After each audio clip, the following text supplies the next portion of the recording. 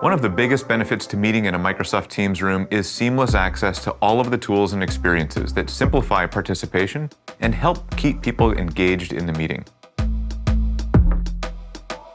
One of the tools used most often in a meeting is sharing content. The easiest way to share content when in a Teams room is no different than when you're sharing content from your desktop or mobile device at home. You simply present the content into the Teams meeting, and you'll see it appear on the front of room display. No cords or cables needed.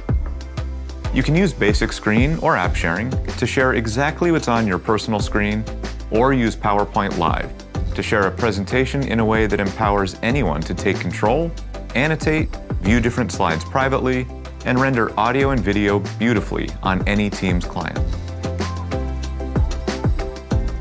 You can use your personal device to cast to a Teams room. Casting doesn't require a Teams meeting to share content, so it's a great tool for ad hoc scenarios where you just want to show what's on your screen on a larger display. One of the most common devices found in conference rooms around the world is the good old whiteboard. When someone jots down topics for the meeting or makes a quick sketch, the remote audience is left out.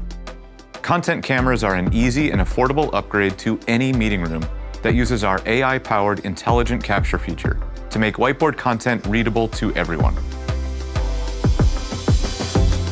The best collaborative whiteboarding experience is on a Surface Hub. Using the Coordinated Meetings feature, you can deploy a Teams room and Surface Hub in a single space. No matter how you choose to join, both solutions will be brought into the same meeting simultaneously. Audio and video can be run from the Teams room, with the Surface Hub joining auto-muted to mitigate conflicting audio issues. With this configuration, you have a powerful collaboration solution where you can access personal files, ideate, and brainstorm together in real time, while benefiting from the additional display for viewing content in the room. You can also access Microsoft Whiteboard through a companion device. By joining the meeting on a personal device, you can share the whiteboard and actively participate in the brainstorming session. Because the whiteboard is being shared into the Teams meeting, it will be shown on the front of room screen as content. And finally, Teams Room supports touch-enabled displays for the front of room.